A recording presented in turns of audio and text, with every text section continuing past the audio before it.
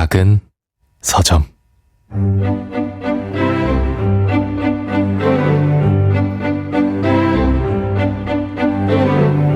안녕하세요. 작은 서점 장강명의 인생책, 소설가 장강명입니다. 오늘 초대 손님은 제가 정말 좋아하는 작가님이세요. 나의 아름다운 정원, 위대한 그의 빛, 영원한 유산의 소설가 심윤경 작가님입니다. 심윤경 작가님은 어린 시절 유년기 이야기, 종갓집 종손 이야기, 친일파의 후손, 압구정동 올드머니의 세계까지 다양한 관심사를 작품에 담아내고 계시는데요. 스스로 삐딱한 시선을 가졌다고 말씀하십니다. 재밌게도 유쾌하고 발랄한 어린이 동화 은지와 호찬이 시리즈로도 큰 사랑을 받고 계시죠. 심윤경 작가님의 인생책과 인생 이야기, 지금부터 함께 나눠보겠습니다. 작가님 안녕하세요. 안녕하세요. 모시게 되어서 정말 영광입니다. 예, 저도 정말 기쁜 마음으로 왔습니다. 작가님 저희 한 3년 만에 뵙는 거죠? 예, 시간이 참 빨라요. 네. 그 사이에 어떻게 지내셨나요? 저는 그때 뵀을 때부터 지금까지 3년 사이에 꽤 많이 변한 사람인 것 같아요. 그러세요? 어떤 점이 변하셨나요? 그냥 겉보기로는 저의 달라짐이 그렇게 드러나지 않을 텐데 제 내면이 훨씬 더 밝아졌고 나 자신의 본질에 조금 더 가까워졌다. 그런 생각을 스스로 요새 하고 있습니다. 겉보기로는 헤어스타일까지 전혀 안 변하시고, 전혀 안 늙으시고, 그대로이신 것 같은데. 내면만 굉장히 명랑해지고 있어요. 사실은 작가님의 그 에세이, 나의 아름다운 할머니에서 굉장히 어두운 시기를 통과한, 슬럼프 시기를 통과한 이야기를 해주셨잖아요. 예. 그리고 나서 제가 슬럼프가 와가지고. 맞아요. 우리 한번 만나서. 네. 제가 한창 슬럼프 겪을 때 작가님이 저 응원해주시고, 그때 나의 아름다운 할머니에 실린 이제 작가님의 경험 말씀해주셨는데 되게 도움이 많이 됐어요.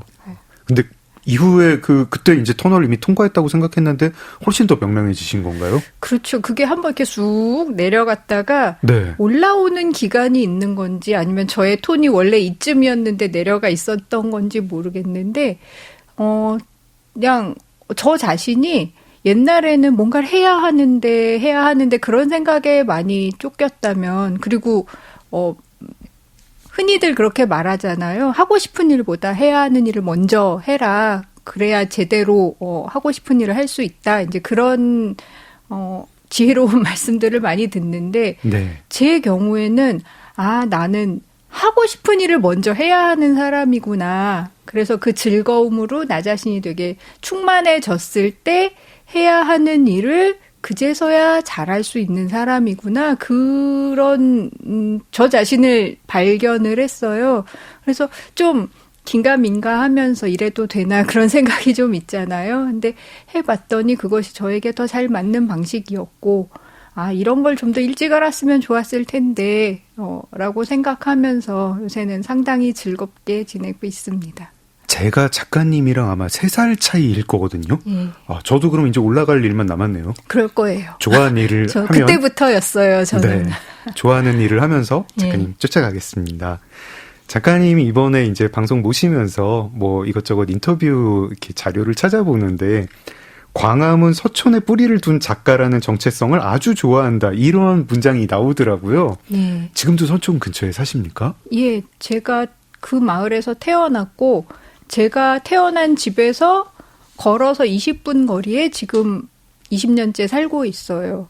그러니까 이런 케이스가 서울이라고 하는 이 메가시티에서 흔하지 않을 것 같은데 그 동네 자체도 정체성이 굉장히 강한 동네고요. 그러니까 네. 청와대, 서촌이라고 하는 이제 예쁜 오래된 마을, 경복궁, 광화문 이제 그런 어떤 정치적인 함의도 함께 담고 있는 문화적, 정치적, 역사적 함의들을 담고 있는 그곳에서 제가 태어나서 한평생을 살았다라고 하는 것이 그 거주자만의 어떤 피부로 느껴지는 어떤 공기로서 한국의 근현대사를 제가 체화한 것 같은 그런 기분이 조금 있어요. 그래서 제가 작가라고 하는 직업을 가진 사람으로서 누릴 수 있었던 제일 큰 행운의 뿌리는 그것이 아니었을까 그렇게 생각합니다. 또 그 장소가 작가님의 작품에서 굉장히 중요한 단순한 지나가는 배경 이상의 중요한 배경으로 등장하는 작품들이 있잖아요. 그렇죠. 나의 아름다운 정원도 그렇고 그렇죠. 영원한 유산도 그렇고. 그렇죠. 근데 이 최근 3년 사이에 내신 책 중에 위대한 그의 빛을 읽으면서 저는 이걸 읽을 때에는 이거는 서촌의 정체성이 있는 분이 쓰신 작품이 아닌 것 같은데 성수동 출신 성수동이나 뭔가 좀 압구정동에서 그렇죠. 서울의 신흥 부촌인 성수동에서 최근에 사셨거나 아니면은 서울에 이제는 이제 오래된 부촌이 되어가는 압구정동에서 오래오래 사셨거나 이런 분이 쓰신 것 같다 생각을 했어요. 이 배경을요 되게 절묘하다고 생각을 했는데 성수동, 압구정동 이렇게 딱 고르신 이유가 있으신가요? 골랐다기보다는 그 장소의 이야기가 저에게 찾아왔어요. 그것도 이제 코로나 기간의 이제 사람들이 움직임과 만남이 자유롭지 못하던 시기에 제가 누렸던 작은 해방이 한강변을 걷는 거였어요. 지하철 타고 나가서 네. 이제 한두 시간 정도 걸으면서 이제 큰 공기를 호흡하고 답답한 마음을 좀 풀고 오곤 했는데 서울에서 태어나서 한평생을 살았지만 전 한강이 그렇게 넓은 강인 줄을 그 시기에 처음 안 거예요. 가서 지하철이나 차 안에서 봤지 걸으면서 본 적은 거의 없었고 굉장히 예쁘더라고요, 한강이. 왜 한강변이 이 부동산적으로 각광받는지를 그때 느꼈어요. 이렇게 예쁘구나. 작가님 정체성은 정말 서촌이군요. 그런가 봐요. 그렇게 외국에 간 듯이 기쁘고 신기할 줄이야. 그런데 그렇게 걷던 어느 날 이제 성수동에 있는 아주 굉장히 높고 아름다운 주상복합 건물을 네. 지나가면서 예쁘다. 여기는 이제 그 당시 제가 좋아하던 그룹 BTS 멤버도 거기 산다고 하던데 그런 생각을 하면서 강 건너편을 봤더니 거기 압구정동 아파트 단지가 있더라고요. 네. 그러니까 그냥 지식적으로는 그 둘이 한강을 마주보고 있다라고 알고 있었지만 걸으면서 어머 이 두 건물이 완전히 강을 사이에 두고 마주보고 있네. 정확하게 마주보고 있네. 그 사실은 그때 처음 알았고 그 자체가 되게 신기하더라고요. 어머, 신기해라. 이 우리나라에서 굉장히 선망되는 어떤 주거지가 이렇게 딱 마주보고 있구나 생각하면서 갑자기 아니, 그런데 저 동네는 굉장히 오래된 올드머니의 동네, 이 동네는 굉장히 화려하고 새롭게 각광받는 뉴머니의 동네. 이 둘이 큰 물을 사이에 두고 마주보고 있는 이 포맷이 굉장히 낯익은 걸 어디서 보았어 하면서 어디서 봤는데 네, 신흥 부자가 누가 물 건너편에 있는 부촌 보는 장면이 있는 손을 뻗치면서 그 장면 뭐였지 하면서 파바박 위대한 개츠비의 지리적 여건이 한국의 한강을 사이에 두고 존재하는구나. 이것은 이야기다. 이야기가 나에게 찾아왔다라는 이제 설렘을 만났고 이제 그런 날은 되게 허둥지둥 집에 들어오잖아요. 가자마자 뭘 쓸 것 같은 그런 기분이 막 들면서 그렇게 시작되었습니다. 네. 저희 다독이님들께 제가 심윤경 작가님의 위대한 그의 빛 잠깐 소개를 드리겠습니다. 출판사의 소개글을 조금 변형해서 인용하자면 21세기에 한국에서 다시 쓴 위대한 개츠비다. 이런데 사실 그 앞부분은 정말 위대한 개츠비의 여러 가지 설정을 다시 쓴 것 같지만 제가 뭐 이 정도는 스포일러라고 하지 않아도 되겠죠. 뒤는 좀 다릅니다. 뒤도 다르고 사실 그 화자 위대한 개츠비에서 닉이었던 화자가 남성이 아니라 여성으로 설정이 돼 있어서 그게 또 차이가 되게 크더라고요.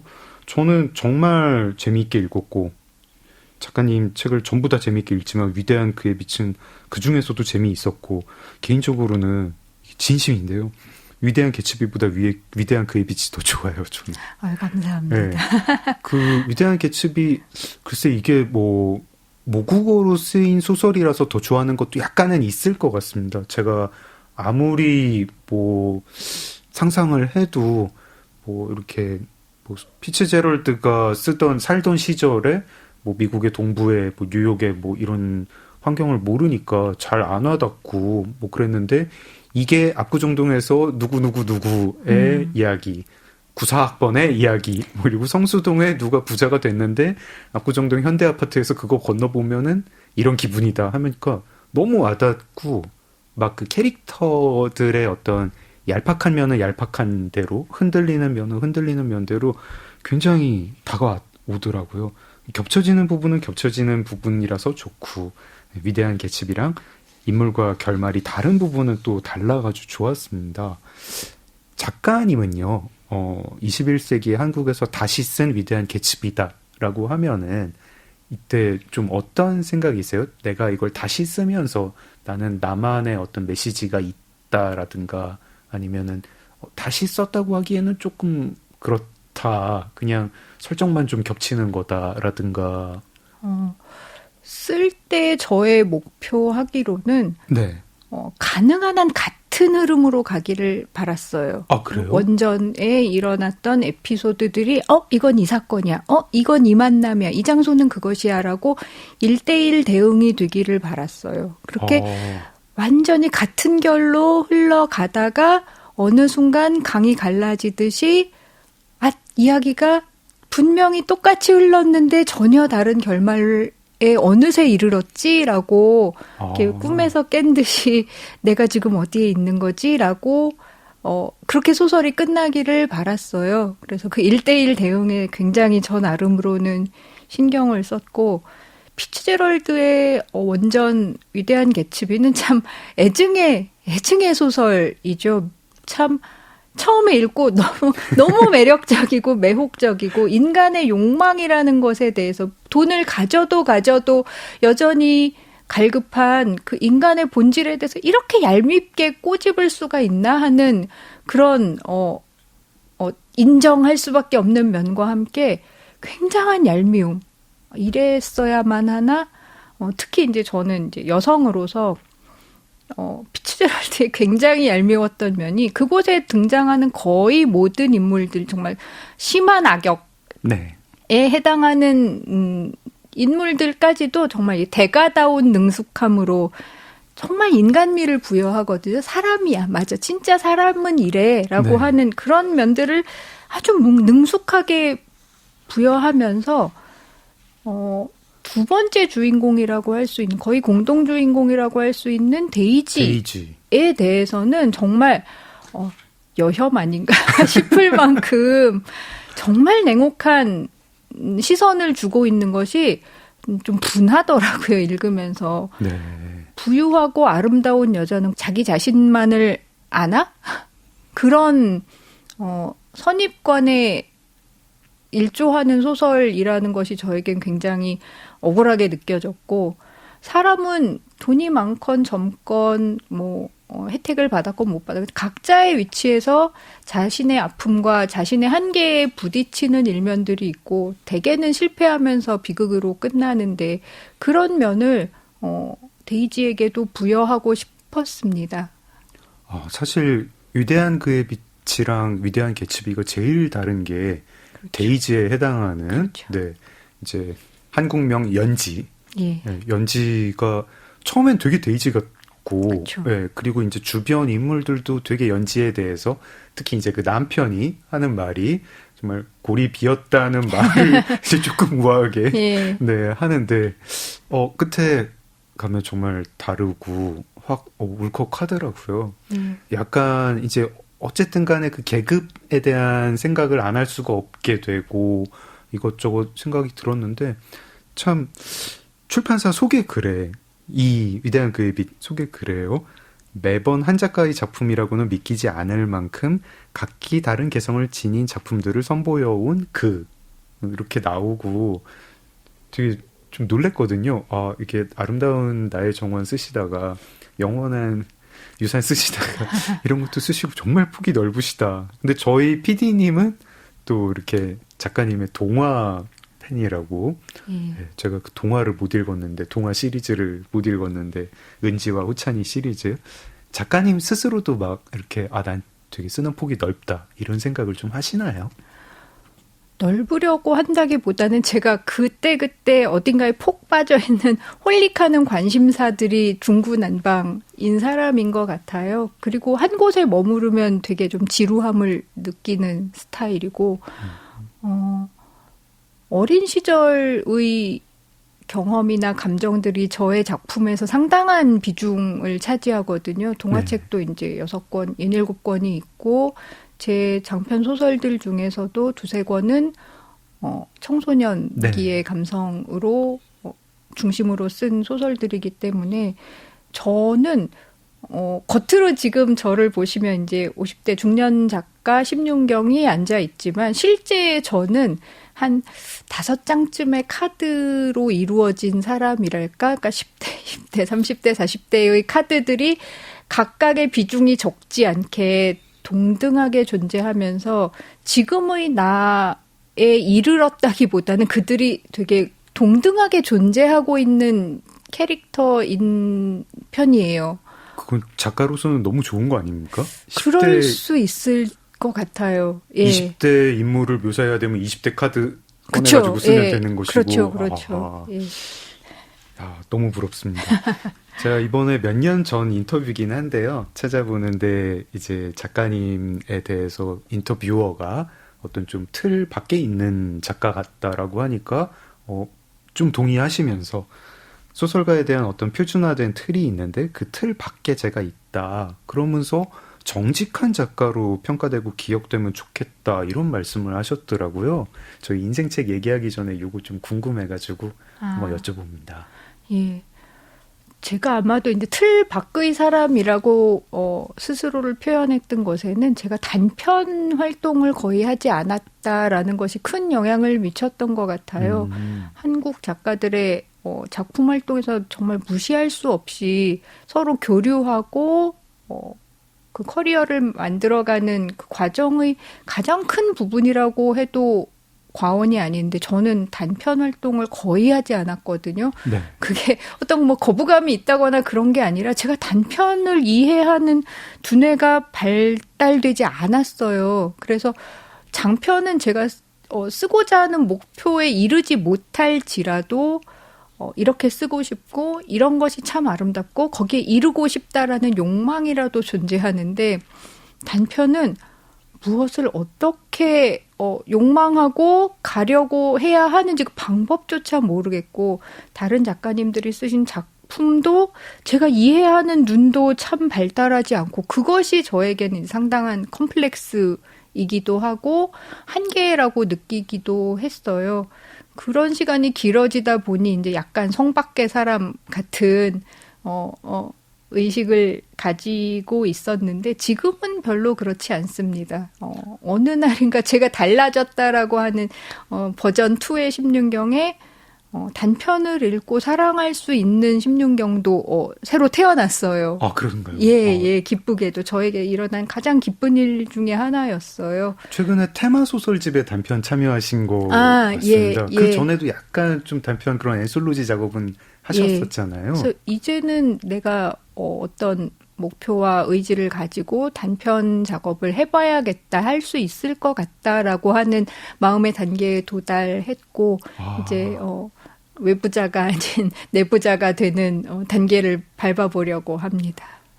원래도 폭이 넓었는데 이제 더 넓은 단편 작업도 하시게 되겠군요. 늦되죠 참. 작은 서점 장강명의 인생책 심윤경 작가님 모시고 말씀 나누고 있습니다. 네, 저희 이제 인생책 이야기 하려고 하는데요. 저희가 늘 게스트께 인생책을 3권을 골라달라고 요청을 드리고 그중에 1권을 제가 읽고 조금 집중적으로 이야기를 나눕니다. 저희가 3권 골라달라고 부탁을 드렸더니 송우예 작가님의 마지막 황태자 시리즈 그리고 엘리자베스 스트라우트의 올리브 키터리치 타라 웨스트오버의 배움의 발견 이렇게 3권 골라주셨어요. 제가 이 3권을 하나도 읽질 않아가지고 이번에 살펴보면서 어떤 걸 읽지 하다가 3권이 좀 약간 뭐가 좀 특징이 있는 것 같아 싶더라고요. 다 현대 여성 작가의 작품이고 뭔가 좀 가족 이야기가 많이 나오는데 가족이 좀 굴레 같은 그런 느낌으로 다가오는 픽션 내지 논픽션들이고 되게 드라마틱하고 주인공이 상처를 깊이 받았다가 회복하는 그런 이야기가 있는 것들인데 평소 책도 좀 그런 책을 좀 좋아하시는 건가요? 그러니까 제가 좋아하는 소설 또는 이제 어떤 글의 명확한 유형이 존재해요. 이런 것은 그래요? 확실히 좋아한다. 아. 예, 그게 캐릭터가 분명한 캐릭터. 예, 소설을 좋아합니다. 그러니까 네. 어떤 사건이 종횡무진하게 사람을 매혹시키는 것보다 그 인물의 개성이 아주 섬세하고 매혹적으로 드러났을 때 제가 아주 빠져들어요. 그러니까 그게 제가 사람을 굉장히 좋아하거든요. 그러니까 그 외향형의 성격이 책을 읽는 것에도 분명히 작용을 해서 책 안에서 사람을 만났다. 이 사람 나 대화가 통할 것 같아. 또는 직장에서 이런 사람 만나면 난 그만둬. 이제 그런 느낌을 주는 인물을 작품에서 만났을 때 굉장히 좋아하고요. 이 세 편의 저의 인생책이라고 꼽은 책들이 다 그렇습니다. 인물이 뚜렷하고 개성적이고 정말 어제 오늘 내일 어디서라도 볼 수 있을 듯한 살아 숨쉬는 인물들의 책입니다. 저는 작가님 소설들 읽으면서도 캐릭터에 되게 감탄을 하고 특히 좀 이렇게 뭐랄까 이렇게 약간 좀 삐딱한 주인공들도 매력적이지만 이 악역들 빌런들이 이제 동구 할머니라든가 예. 네 그리고 뭐 이렇게 서린의 그 의사 선생님 예. 예, 빌런이라고 하기도 참 그쵸. 뭐하지만 예. 그리고 영원한 유산의 그 윤원섭 씨 예. 예, 굉장히 되게 진짜 매력적이다. 매력적이라고 해야 되나? 뭐라고 해야 되나? 현실에서 만나면 왜 그런 이야기 있잖아요. 멀리서 보면 희극이고 가까이서 보면 비극이라고 하는 이게 남의 일로 소설로 읽으면 정말 흥미진진한데 나 저 사람이 가족이면 죽어버릴 것 같아 하는 예, 그런 것이 글 속에서도 느껴지기를 바라요. 아니, 그러니까 아예 미워할 수 있는 상대면 그냥 미워하면 되는데 뭔가 그 진짜 스트레스를 많이 주는 그런 캐릭터를 잘 만드시더라고요. 애증의 캐릭터인데 이걸 끊어야 되나 말아야 되나. 예. 네. 묘하게 끊을 수 없는 어떤 지점들을 가지고 멀어지지도 않으면서 내 인생에 끝없이 태클을 거는 그런 존재들이 우리 삶에는 언제나 등장을 하고 저는 소설 속에서도 그런 순간들을 만나고 싶어 해요. 그런 인물 이렇게 묘사하시면 좀 혈압 오르고 스트레스 받지 않으시나요? 그게 제 인생의 약간의 보상이라고 생각해요. 왜냐하면 저는 그들을 겪으면서 제 인생의 씁쓸함을 정말 많이 씹었잖아요. 네. 그것을 이제 소설화, 캐릭터화에 활용할 수 있다. 그러면 정말 너무 큰 보상이 되는 거예요. 그를 겪은 내 시간이 이렇게 보상받는다라는 느낌? 그래서 세상의 빌런들을 소중히 관찰하자, 여기자라고 하는 약간의 인내심에도 도움이 되고. 하지만 그렇습니다. 딱히 소설 속에서 그들을 응징하거나 징벌하거나 막 지옥에 빠뜨리거나 그러지는 않으시는 거죠? 세상이 그렇지 않은 것 같아요. 그렇게 권선징악의 세상은 아닌 것 같아서 저는 또 그런 이야기는 좀 너무 평면적이지 않나? 어떻게 이렇게 얘기가 끝나지? 이렇게 억울하고 찜찜함이 남는데 그것이 우리 인생이 아닌가? 그렇게 생각하는 편이에요. 다만 훌륭한 캐릭터를 내가 만들어낼 수 있어서 그와 리얼 월드에서 겪은 스트레스는 다 보상이 된다. 예. 이렇게 또 배웁니다. 첫 번째로 나눠볼 심윤경 작가님의 인생책 마지막 황태자입니다. 사실 단행본이 아니라 시리즈 4권의 책을 묶어가지고 마지막 황태자라고 하던데요. 어떤 책인가요? 소개 부탁드립니다.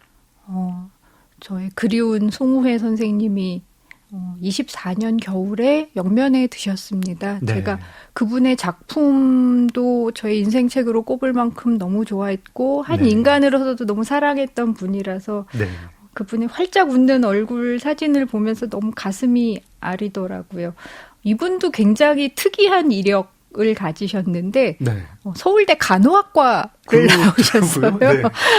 그런데 이제 간호학은 이제 전공이 이분의 기질과는 맞지 않아서 실무를 하시지는 않았던 것 같고 역사학자이자 소설가 그리고 굉장히 신앙심이 깊으셨던 신학자이시기도 했던 굉장히 직면성을 가지신 이력을 가지셨고요. 네. 이분의 책 중에 제일 많이 대중에게 다가갔던 건 아마 윤동주 평전일 네. 것 같아요. 동주라고 하는 영화로서 더 알려졌고 마지막 황태자 시리즈는 4권으로 이루어진 책인데 제가 이 책을 저의 작품 영원한 유산을 준비하면서 일제강점기와 해방 이후 공간에 대해서 조금 밑바탕이 되는 지식을 섭취해둬야겠다라는 생각으로 이 책을 처음 알게 됐고 네. 이제 4권이니까 좀 부담스럽잖아요. 일단 이렇게 만만치는 않네. 이제 그런 기분으로 시작했는데 정말 제가 읽은 그 어느 책보다도 빨리 페이지가 넘어갔고 3권까지 읽고 4권 이제 살짝 지치나 이거 읽을까? 여기까지 읽었으면 이제 어느 정도 된 것 같은데 생각하면서 조금만 읽어볼까 하고 4권을 펴들었다가 1, 2, 3권은 에피타이저였구나. 그런가요? 이 4권을 읽지 않았으면 나는 어쩔 뻔했지. 가면 갈수록 거세게 불어닥치는 결국은 이분이 어떤 픽션을 창조하신 건 아니기 때문에 근현대사가 그토록 드라마틱했던 것인데 네. 그것을 한 독자에게 그 생생함을 이미 70년 전, 80년 전에 일어났던 일들을 이렇게 어제 겪은 일처럼 내가 몰입할 수 있게 만드는 이 힘은 정말 굉장하다라고 생각했습니다. 네. 제가 다독이님들께 잠깐 설명을 드리겠습니다. 송우혜 작가님은 사학자이시면서 또 소설가이시고요. 네. 근데 이 마지막 황태자라는 거는 1권 못생긴 엄상궁의 천하, 2권 황태자의 동경인질살이, 3권 왕세자 혼혈 결혼의 비밀, 4권 평민이 된 왕 이은의 천하, 이렇게 4권으로 이루어져 있습니다. 뭐 여기 이은이라고 나오지만 저희가 흔히 영친왕이라고 많이 부르는 고종의 아들, 정말 파란만장한 인생을 살았죠. 덕혜옹주의 이복남매이고 정략 결혼, 뭐 인생 자체가 그냥 정략의 희생물이고 일본으로 끌려가서 거기서 일본인과 결혼을 하고 그러다가 해방을 맞고 평민이 되고 정말 이렇게 기구한 인생을 살았는데 사실 좀 이제 구한말 얘기를 별로 안 보고 싶잖아요. 바로 그거예요. 바로 그러니까 을미사변, 네. 악원파천, 이 로일 전쟁 네. 지겹잖아요. 지겹기도 하고 뭐 읽어서 유쾌한 얘기도 없고 막 그쵸. 거기서 제일 안 유쾌하게 산 인간 두 사람이 영친왕이랑 덕혜공주. 그러니까 이 패배적이고 읽기도 전에 지겨워진 이 시기의 이야기에서 내가 뭘 배워야 하지, 뭘 느껴야 하지, 이제 그런 심드렁한 기분이 이제 책을 펼치기 전부터 드는 이제 우리 역사의 한 대목인데, 네. 역사 속에서 너무 간단하고 평면적으로 고종의 아들인 영친왕 이은이 9살에 일본으로 끌려가서 그 이후로 한 번도 한국에 돌아오지 못하고 일본화되어서 생을 마쳤다라고 하는 그냥 단 한 두 줄의 문장으로 요약되는 서사를 이분은 이토 히로부미라고 하는 걸출한 인물이 고종의 늦둥이로 태어난 이 조그만한 사랑둥이를 그 부모의 품에서 뽑아내서 일본으로 데려가는 그 한 단계 한 단계의 일들이 얼마나 그 시대에도 황당하고 현실화하기 어려운 일들이고, 근데 그걸 의지를 가지고 해내려면 이 사람이 어떻게 머리를 굴리고 어떤 방법을 동원했지 하는 것을 그 기획자의 입장에서 보여주어요. 그러니까 이토 히로부미가 그래, 영친왕이 한국의 정기를 잊어야겠어. 일본인을 만들어야지, 데려가자 해서 데려갈 수 있는 게 아니거든요. 굉장한 거센 저항이 있을 것이고, 예나 지금이나 이제 한국 사람들이 이렇게 만만하지가 않잖아요. 벌집 쑤신 듯이 난리가 날 수 있는 어린 왕자가 어머니 통곡하면서 끌려가서 시름시름 앓고 있다 그랬다가는 안 그래도 지금 의병 활동이 난리난 이 한반도가 어찌 될지 모르겠는 걸. 그렇다면 제일 필요한 건 어느 정도의 자발성이야. 자발적으로 갈 수 있게, 아이도 자발적으로 가고 한국 국민도 꽤 맞득치는 않지만 그래 가봐 하라고 할 수 있게 자발성을 이끌어내야겠어 라고 네. 생각을 합니다. 도대체 어떻게 이걸 자발적으로 보낼 수 있을 것이냐. 그래서 일본 황태자를 한국으로 데리고 와요. 아, 황태자들은 원래 왔다 갔다 하는 거야. 그런데 이게 얼마나 엄청난 일이냐면 그 당시 황태자였던 다이쇼 태자가 네. 중증 장애인이에요. 뇌수막염을 앓아서 100년 전의 한국과 일본 사회에서 이것은 가벼운 문제가 아니었어요. 그리고 그쵸. 되도록이면 숨기고자 했던 일본 내에서의 일본 태자의 활동도 뭐 아주 꽁꽁 숨겨 놓았던 인물인데 그를 데려와서 한국 사람 앞에 딱 보여주는 거예요. 그럼 한국 사람들이 일본 태자를 보고 막 적개심에 불타서 보다가 어라? 그러면서 가서 부비선양이라도 하실 것처럼 이 왕자가 그렇게 보냅니다. 이게 그 마지막 황태자 시리즈의 1권, 2권에서는 사실 영친왕이 어려가지고 그쵸. 뭘 이제 자기 인생을 뭐 기획하거나 주도할 입장이 아니잖아요. 그쵸. 그 1, 2권의 주인공격인 좀 이토 뭐랄까 히로부미. 주동 인물은 예. 히토 히로부미 예. 그런 희한한 책이군요. 예. 우리가 그냥 안중근 의사의 총에 맞아 죽은 천하의 교활한 이토 히로부미라고 또 평면화되어 버린 그가 어떤 식으로 머리를 굴리고 각 장면에선 어떤 얼굴을 하고 어떤 몸짓으로 뜻을 쟁취하는지 얼마나 긴 시각을 가지고 이 일들에 접근하는지 그것을 보다 보면은 정말 눈이 휘둥그레져요. 제가 진짜 기초적인 질문인데요. 이건 그럼 논픽션인가요? 소설인가요? 마지막 황태자 시리즈는? 그것이 저는 또 절묘한 지점이라고 생각하는데 네. 역사책과 소설의 어떤 중간 지점에 존재하는데 이분의 철칙은 사실을 왜곡하지 않는다. 사실에 절대적으로 충실하다.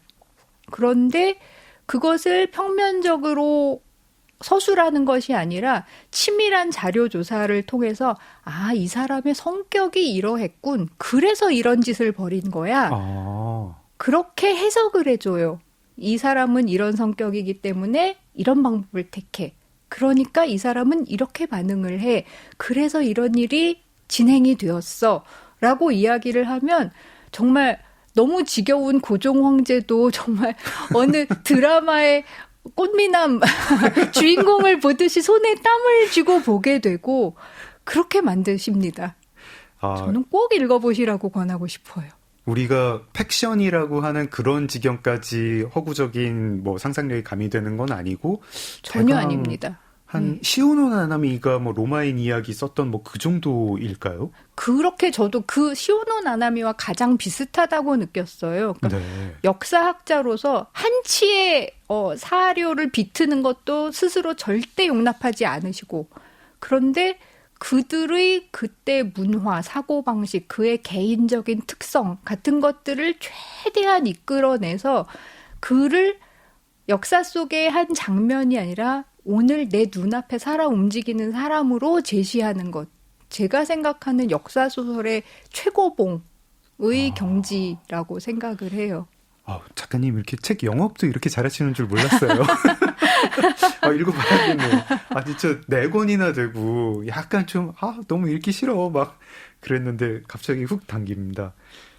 이 작가님 쓰신 이제 이 마지막 황태자 시리즈를 이제 어떤 자료로 삼아서 쓰신 영원한 유산. 영원한 유산은 이제 사실 일제시대는 지난 그렇죠. 광복 직후니까요. 인데 거기도 정말 아까도 잠깐 이야기 나왔지만 잊기 어려운 악역이 나오지 않습니까? 네. 그리고 실존 인물인 뭐 살아있을 때 이완용보다 더 나쁜 친일파라는 소리를 들었다는 윤덕영이 그렇죠. 실제로 서촌 근처에 서촌은 아니지만 조금 떨어진 곳에 벽수산장이라고 하는 서양식 으리으리한 저택을 지었고 이게 1950년대에 불에 타가지고 없어졌는데 그리고 실제로 유엔 기관이 이 벽수산장에서 어떤 활동들을 여러 가지 했었는데 그거를 가지고 영원한 유산이라는 소설을 쓰셨고 거기에 픽션 캐릭터인 윤덕영의 막내딸 윤원섭이 나오는데 독자 입장에서 정말 이렇게 읽으면 혈압이 오르면서 외면하기 어려운 캐릭터를 선보여 주셨습니다. 되게 이상한 경험이었어요. 진짜 시대착오적이고 뻔뻔하고 막 온 힘을 다해서 증오를 하고 싶은 인물인데 이게 살과 피와 인생 역정이 있는 개인으로 그려지니까 전력으로 증오하기가 참 힘들더라고요. 그리고 그 속에서 독립운동가의 후손인 주인공의 복잡한 심경, 그리고 이제 1950년대의 한국이라는 복잡한 상황 잘 그려집니다.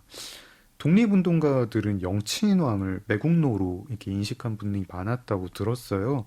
영친왕도 이 마지막 황태자 시리즈를 읽으면 아마 이렇게 단칼에 증오하기는 어려운 인물일 것 같은데 어떤 인물이었나요?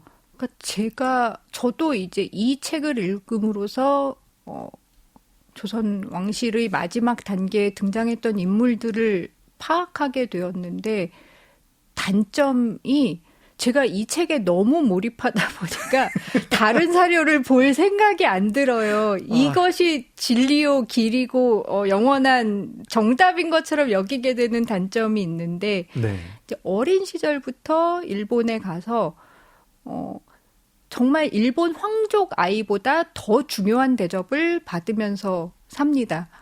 그 단적인 예가 이제 표면적으로는 이 아이를 유학 보낸다. 선진 문물을 가르쳐서 니네 왕자 돌려줄게, 가르쳐줄게라는 형식이었기 때문에 네. 유학을 갔어요. 그러면은 유학생에겐 방학이 있잖아요. 그럼 네. 이제 돌아와서 어머니, 아버지와 이제 또 정을 나누고 자기 땅을 돌아다닐 시간이 있어야 할 텐데 이토 히로부미가 이제 그게 싫은 거예요. 이 아이가 한국에 와서 어떤 애착과 친밀이 형성되는 것이. 그래서 얘를 안 보낼 방법이 뭐지? 생각을 한 결과 자기가 여름방학, 겨울방학 한 달씩 휴가를 내고 영친왕을 옆에 끼고 한 달 동안 일본의 휴양지, 역사적인 곳, 산천 경계 좋은 곳을 다니면서 할아버지와 손자로 지내요. 일본 정가의 최고 권력자인 이토 히로부미 본인이 자기 자식을 위해서도 한 달 내기 힘들 텐데. 그 당시에 이토 히로부미는 일본과 한국 두 나라를 통솔하는 양국의 총리였어요. 그런 사람이 2달 동안 최소한의 보고만 받으면서 아이를 끼고 다니는 거예요. 그래서 그렇게 키운 결과 영친왕은 세상에서 제일 존경하는 사람 누구? 그러면은 이토 히로부미, 메이지 천황, 쇼켄 황후 그렇게 세 사람을 꼽는 아이가 되었는데 네. 그 모든 책을 읽고 나서는 이것이 그만의 짧은 어떤 이기주의의 결과인가?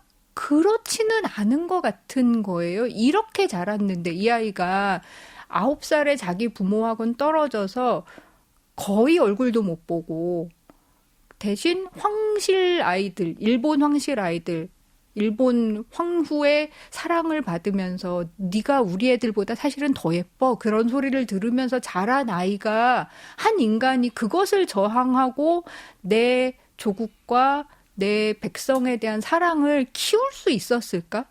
해낸 사람도 있겠지만 보통은 어렵지 않았을까?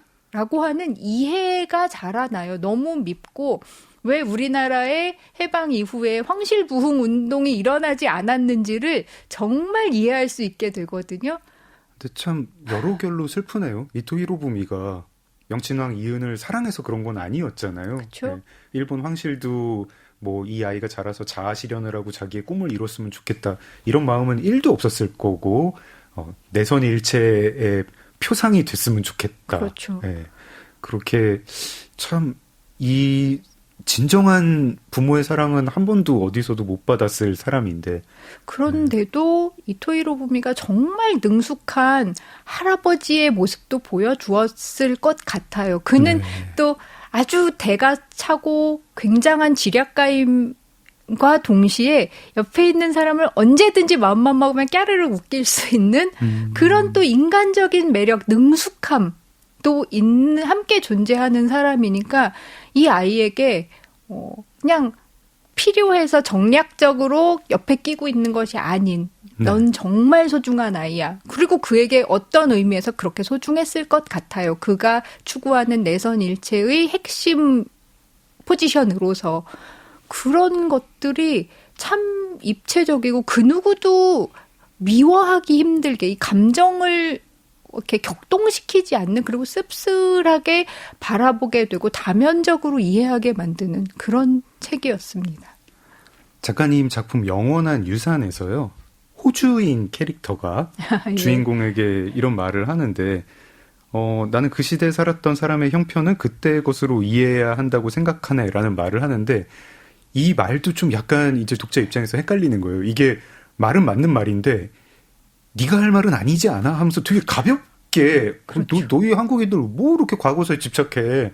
그 시절 그냥 사람마다 형편이 있는 거야 라고 얘기를 하면 사람마다 형편이 있는 거라고 생각을 하는 사람도 그 말을 들으면 대기 그렇죠. 뭘 하세요? 막 이런 말이 울컥 나올 것 같은데요.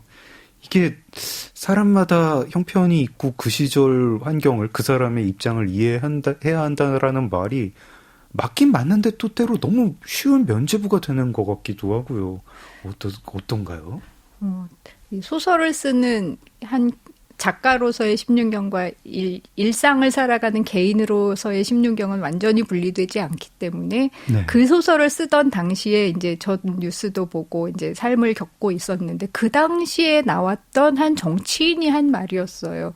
굉장히 왜 이런 일을 했느냐라고 이렇게 공격받으니까 내가 잘한 건 아닌데 그 시대엔 다 그랬다. 네. 그 시절에 사는 사람으로서는 어쩔 수가 없었다. 그것을 이제 변명이자 해명으로 했는데 이제 제가 그 말을 듣고 굉장히 욱해버린 거죠.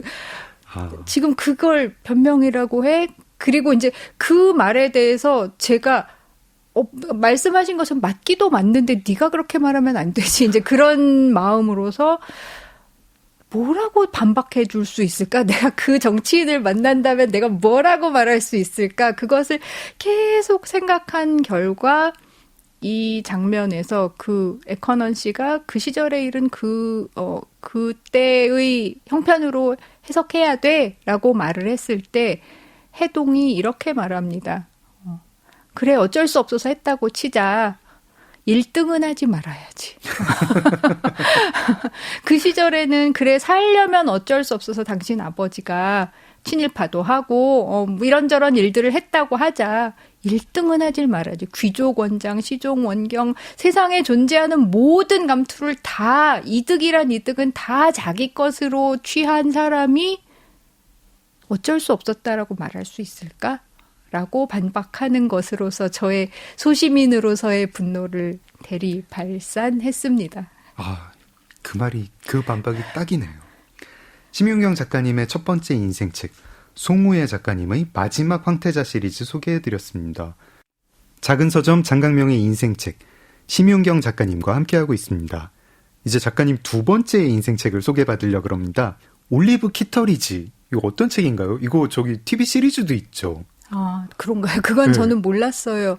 제 아내가 열심히 보더라고요. 영상물로는 접하지 못했고 네. 저의 최애 책으로 오랫동안 꼽아왔던 엘리자베스 스트라우트의 올리브 키터리지입니다. 저 못 읽었거든요. 근데 책 소개를 보는데 무슨 다른 분 사람들의 추천사도 그렇고 작가님의 조금 전에 이 말씀도 그렇고 거의 얘는 그냥 고전 예약이다. 이런 느낌으로 막 사람들이 극찬을 거듭하더라고요. 고전 예약이 아니라 이미 고전 탑승인 것 같습니다. 그 차 언제 떠났는지. 어떤 책인가요? 아주 잔잔한 소설이라고 소개해야 할 것 같아요. 네.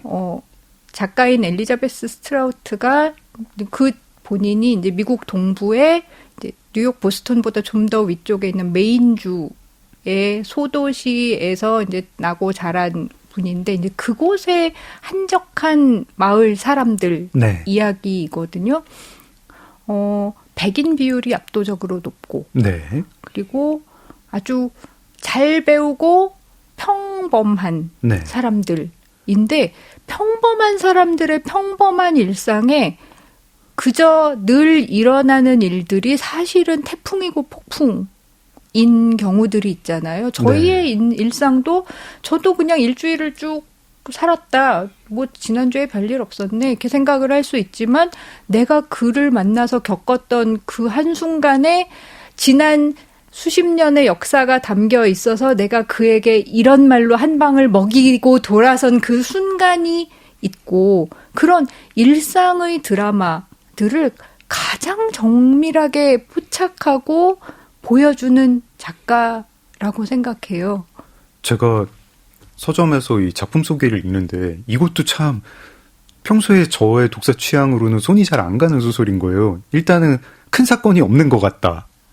그렇죠. 맞나요? 맞습니다. 네. 뭐 연작 소설 시기라서 뭐 13편? 14편의 단편이 이렇게 모여져 있는 구성인데 그래서 그 얘기인 즉슨 뭐 이렇게 되게 중심적인 주인공도 없는 것 같다. 뭐 올리브 키터리지라는 인물 위주로 하는 것 같지만 그리고 여기가 시골 동네이긴 시골 동네이지만 막 뭐 이렇게 힐빌리의 노래 수준에 막 엄청 못 사는 그런 깡촌은 아니고 적당히 중산층이 사는 동네인 것 같고 그래서 거기서 그냥 이렇게 사람 복잡거리면서 사는 이야기라고 하니까 이거 뭐 많이 본 것 같은데 어서 막 여기에 이야기가 있나? 그런 생각이 들잖아요. 네. 주인공인 올리브 키터리지는 은퇴한 고등학교 수학 선생님입니다. 네. 아주 우리 곁에서 흔히 볼 수 있는, 근데 일단 저에게 매력 포인트가 되었던 건 노년기를 그리고 있다는 거죠. 이미 시작부터 이 사람은 은퇴해 있는 상태예요. 네. 그리고 그 올리브 키터리지라고 하는 인물의 다면성이 한 편 한 편 천천히 드러납니다. 그는 굉장히 격렬하고 불같은 성격으로 유명한 사람이었어요. 이웃들에게도. 네. 그래서 그가 고등학교 선생님이었을 때 아이들은 그를 굉장히 무서운데 멋있는 선생님? 그렇게 생각을 해요. 일단 자기보다 키 큰 여자를 별로 본 적이 없다고 할 만큼 키가 크고요. 은퇴하고 나서 살이 쪘어요. 그러니까 키 큰 여자가 살찌니까 거대해요. 미국에서 흔히 볼 수 있는 네. 그 거대한 존재감에 타고난 그 격렬한 시선 그리고 말버릇 이제 B로 처리되어야 할 욕도 잘하시는 분인가요? 격렬한 용어를 일상생활에서 흔히 동원하고 성깔 있는 할머니. 성격 있는 분. 네. 그런데 그의 남편인 헨리는 굉장히 선비예요. 네. 여보 그리 말하지 맙시다. 제가 굉장히 좋아하는 장면 중에 하나가 네. 이 부부가 이제 집에 돌아가다가 흔히 이제 흔한 길에 이제 귀가하다가 아내가 갑자기 이제 배가 싸르르하고 화장실 급히 가야 할 것 같아. 그래서 이제 가까운 병원 응급실로 뛰어 들어가요. 그래서 네. 이제 화장실 이슈를 해결하고 나오는데 갑자기 복면 강도들이 들이닥치면서 다 엎드려 다 써죽여라. 그 총기 난사 사고 같은 한 위기가 이제 닥쳐요. 네. 이분은 이제 옷도 부실하게 입었고 이제 엎드려가지고 이제 엎드려서 엎드렸더니 너무 큰 몸집에 숨도 못 쉬겠고 엎드려서 치마는 이제 다 기어 올라가고 다 벌거벗은 꼬라지가 되어서 나는 정말 죽으면 너무 흉한 모습이겠구나 그런 생각을 하고 있는데 남편이 내 아내에게 담요를 덮어주고 싶소. 그녀가 떨고 있어. 그렇게 말을 하는 거예요. 강도한테요? 예. 오. 굉장한 옛날 신사인 거죠. 네. 아내는 죽여버리고 싶습니다. 내가 지금 치마도 다 내 몸도 주체 못하고 이 허연 배와 다리를 다 드러내고 엎어져 있는데 동네 사람들아 내 마누라 보소 하는 효과가 예, 있는 거예요. 그리고 이 극도로 예민한 은행 강도들은 뭐라고 다 쏴 죽여버릴 거야 하고 막 길길이 날뛰는데 자네 스스로에게 부끄러울 말을 입에 담지 말게. 막 남편은 이러고 있으니까 방언이 터져요. 좀 닥쳐. 이 헨리라는 분이 그냥 선비가 아니라 좀 이렇게 심하게 상황 파악 잘 못하시는. 심하게 선비고 옛날식 신사. 그런 너무 좋은 사람인데. 네.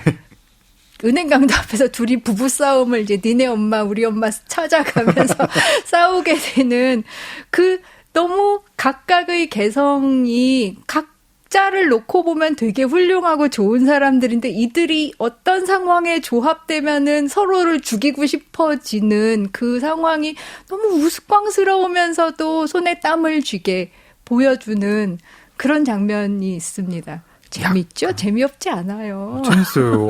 약간 좀 코믹한 톤이 좀 예, 있나요? 아주 잔잔하고 한 번도 과장된 언어를 사용하지 않는데 웃음이 터져요. 내가 이 소설, 이렇게 잔잔한 소설을 보면서 이렇게 웃을 수가 있네. 저는 이렇게 되게 이렇게 약간 이제 모던 클래식에 올라가는 좀 이렇게 막 이렇게 심오하고 뭐 약간 더블린 사람들 뭐 이런 분위기에 굉장히 가라앉고 막 이렇게 노년의 뭐 인생 성찰하고 그런 얘기인 줄 알았어요. 제가 그런 점잖은 책은 또 성질이 급해서 잘 못 읽습니다. 작가는 이렇게 뭐 본인의 이야기인가요? 엘리자베스 스트라우트가 본인이 뭐 이렇게 할머니일 때 쓴 그런 소설은 아닌 거죠? 아닐 것 같아요. 제가 이 올리브 키터리지를 너무 좋아해서 이분의 다른 작품들 다 찾아서 읽었는데 훨씬 더 잔잔하고 조용하고 어두운 톤이에요. 그런데 이 소설만 이 올리브 키터리지라고 하는 중심 인물이 폭발시키는 강렬한 에너지로 인해서 웃음이 터지고 사람이 이런 지경이 되네. 맞아, 이렇게 되지 나도. 그런 지점들로 잘 이끌어 가더라고요. 저는 읽으면서 내내 저희 부부랑 좀 닮았다는 생각을 했어요. 저희 남편은 정말 선비고 당신 그런 단어 좀 쓰지 마. 어디 가서 나는 어디 가서 누굴 보라고 왜 남을 신경 써. 그런 대사가 너무 닮았더라고요. 제가 약간 여담인데 작가님 사랑이 달리다에서 아마 읽었을 텐데요. 그 사랑이 달리다의 주인공이 남편을 설치류라고 부르는데 제가 그 표현이 너무 웃겨가지고 이런 표현은 어디서 나왔느냐고 여쭤봤더니 실제로 작가님이 쓰시는 표현이라고 해주셨어요. 생물학과 나와서 네. 그런 갑자기 자연과학의 용어들이 이상하게 튀어나올 때가 있습니다.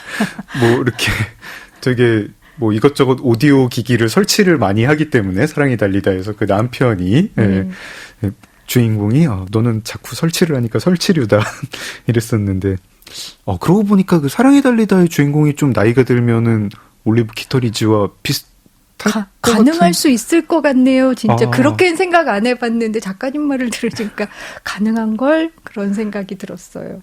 어떤 인터뷰에서요. 작품 속 인물들, 특히 주인공들은 피할 수 없이 나의 분신들이다. 이렇게 말씀을 해주신 게 있었어요.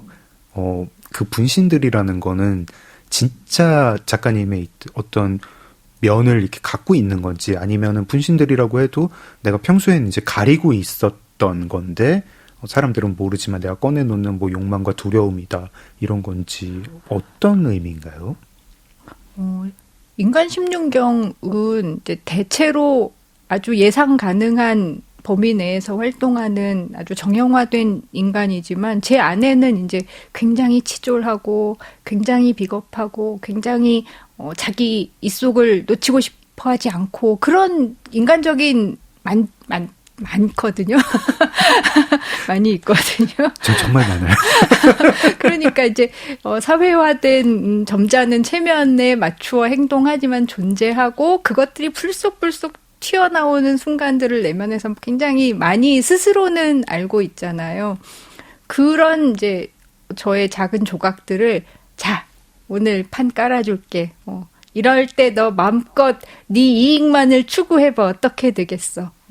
이럴 때 마음껏 거짓말로 너 자신을 변호해봐. 어떻게 할까? 그렇게 풀어주면은 이제 얘가 평소에 못했던 말들을 줄줄줄줄 털어놓더라고요. 나는 이럴 생각이었고, 뭐 내가 이랬던 이유는 하면서 굉장히 고상하게 말하지만 사실은 저는 그의 속마음을 알죠. 그 자기 이익을 하려면 그게 제일 나았을 것이라고 하는 그런 점들을 이제 제 안에서 이제 끌어내서 자, 이 인물에게 이런 특성을 마음껏 펼쳐도 좋아라고 허락해 주는 형식으로 인물들을 창조합니다. 그리고 제가 이해할 수 없는 인물들, 삶 속에서 만나는 사람도 그런 식으로 이해하려고 노력하는 편이에요. 나의 쪼잔함이 그는 해방시켰구나.